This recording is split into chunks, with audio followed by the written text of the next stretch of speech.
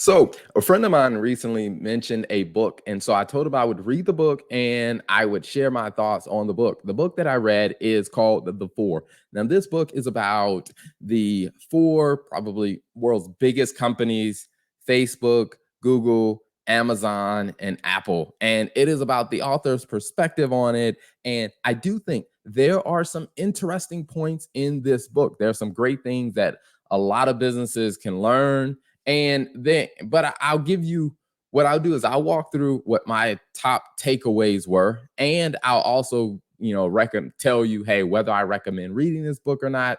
Now, for those of you that aren't familiar with me, my background is accounting and finance. I work with a lot of business owners, a lot of lawyers, and we do a lot of work with churches of really helping them understand the business side, kind of that strategic side. I'm the founder of the TL Turner Group. So that's my background going into this. So you understand, I am not a marketer. I am a entrepreneur that runs a business that works with a lot of business owners. Now, so here are my key takeaways from the book.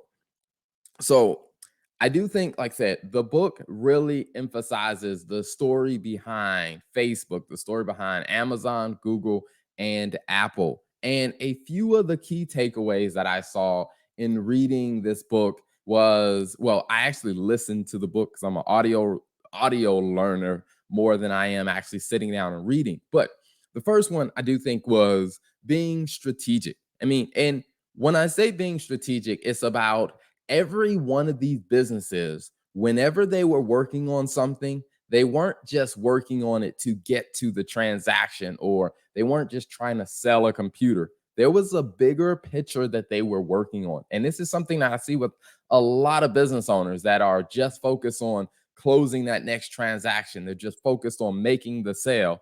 And they're always trying to focus on maximizing the transaction. Whereas a lot of these businesses, what they were really targeting is, how do they create a long term, ongoing relationship with their customers and their clients? And then how do they deepen that relationship to eventually you have people who are diehard fans and supporters of your product, almost to the point where there are many people that I've talked to that said, they really couldn't see living their life without Amazon. And that is partly because they started off as a book company, but they were thinking strategically. The other thing that I picked up was that timing matters. Now, one of the things that I think a lot of people kind of struggle to accept, or I say they struggle to accept, is that being successful in business, timing or luck, however you want to call it, plays a very big role. You can have the best business with an amazing execution plan, but if the timing is off, it doesn't work as well in your favor. For example, when you consider Facebook, Facebook didn't wasn't the first social media network of its kind. For many people who may remember, MySpace was a kind of had somewhat of a similar interface, some of similar interactions. Now, Facebook did improve on some of the features, but one of the things that MySpace did is it prepared people to get used to being able to connect in the way that social media and social networking allows you to do it. So the timing worked out great for Facebook because after people started getting used to this, and then also as the internet started getting faster and more people started really using the internet a lot more, Facebook came on the scene. Now, imagine if Facebook would have come out 15 years earlier. Facebook probably wouldn't be enjoying the like type of success. So from a business standpoint, it's always important to keep in mind timing. Now, another thing is that when it comes down to business, you do get points for style. I mean, for example, when you compare Apple to other competitors and other products, one of the things that Apple's story shows is that Apple strategically decided to position their business as a luxury brand. I mean, because Apple really leaned hard into showing that style matters and that you can really attract people for style. Now, when Apple was in its younger days of really developing, really growing, the biggest competitor on the market was Microsoft. And so let's take a second. I mean, here in this, you'll see this is This is Bill Gates and his friends when they launch, Windows 95. So what you can definitely see is Steve Jobs was pretty diligent about making sure that, hey, you know what? We have to come in with a different look, because most people didn't look at Bill Gates and say, oh man, this guy is like super cool. So one of the things that you see, Steve Jobs on the left, Bill Gates on the right, even if you compare these pictures, that Steve Jobs was very smart about knowing, like, hey, we need to build an identity for the product so that when people buy our product, they're not just buying a product, and they're actually buying something that makes a statement about them. And he made people get very excited and very attached, to the point that there are some people that I've met that if you don't have an Apple product, they feel like it says something about you. And that was pretty smart on his part. The next thing is, really, when it comes down to it, is data is critical.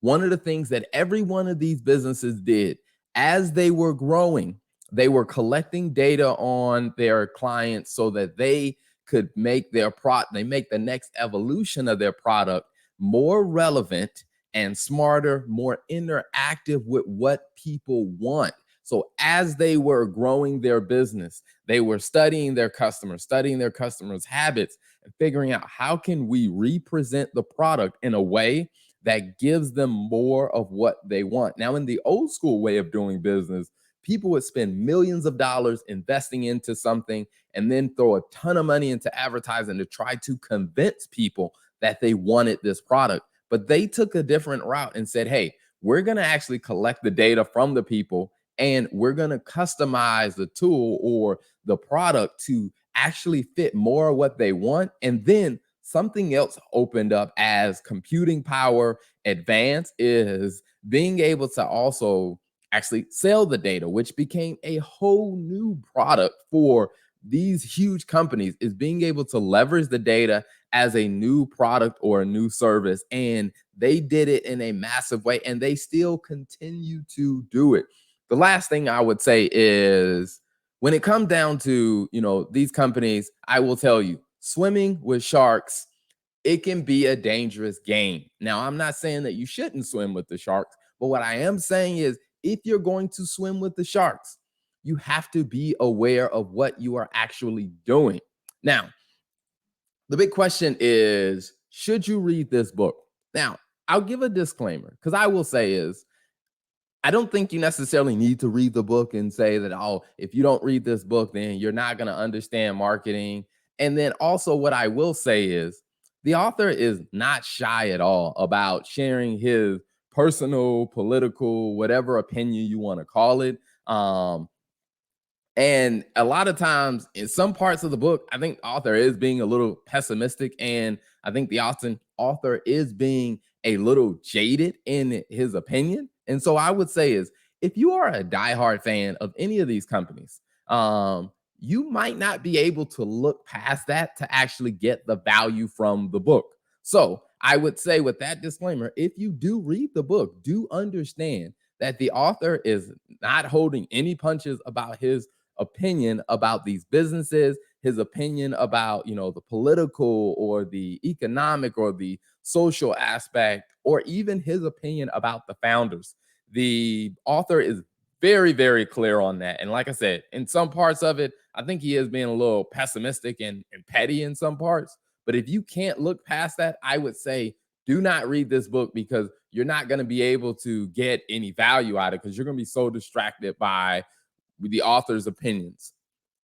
So, the big takeaways from this book, I think, what can you do in your business? The first one is, make sure you're investing the time to understand your clients. I mean, really get to know your clients. Like, what are their habits? What do they like to do? Like, what problem are they really coming to you for? I mean, when a lot of times when people look at different things, let's say for a law firm, let's say if you're a bankruptcy attorney. I mean, they're not necessarily coming to you just for the technical process of bankruptcy. They're coming to you to try to, because they think bankruptcy is a solution to the real problem that they are experiencing. So what you are really offering them is a solution to the real problem, not just your technical expertise.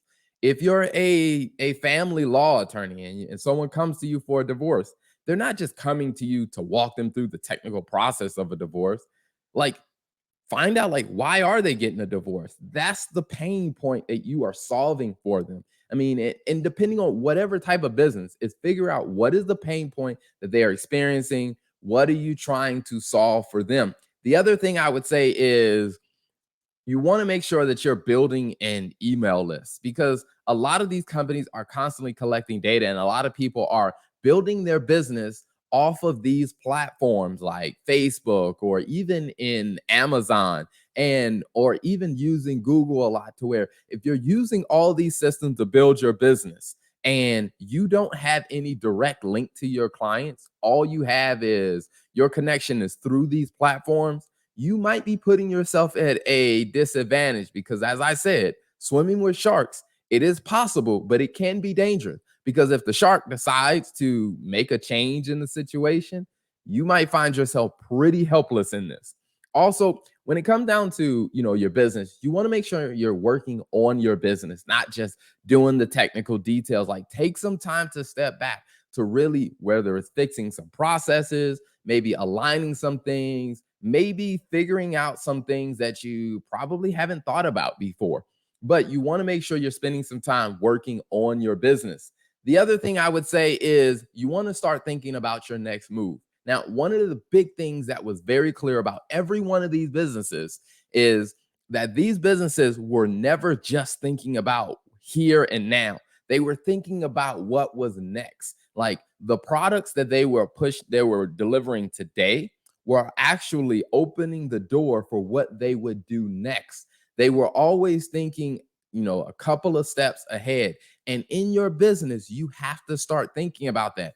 For example, for law firms, one of the things that a lot of contract attorneys should be starting to think about is how will, the technology like blockchain, how will that impact contracts? How does that impact your role in the contract? How does that impact the fees that you collect for supporting contracts and contract reviews? Like, I'm not saying that it's going to happen today, but it may be something to think about. Even for many businesses, thinking about the changes that major companies like Metaverse with, how Meta is, introducing the metaverse. Like, how does that impact your business? It may not be happening right at this moment, but when it does happen, if you haven't positioned your business in a way that will help you not be subject to, I guess you would say, the fallout of these changes, you might find yourself in a very tough situation. So I will say that is my opinion on the book. The Four, as I said, I think there's some good insights in it, gives you some good background stories, but I will give a huge disclaimer. If you are not a fan of people throwing in their political opinion or their pessimistic views about, social issues or political issues, this might not be the book for you, because the author is not shy about doing that throughout the book. And if you can't look past that, you won't get the value from this book. So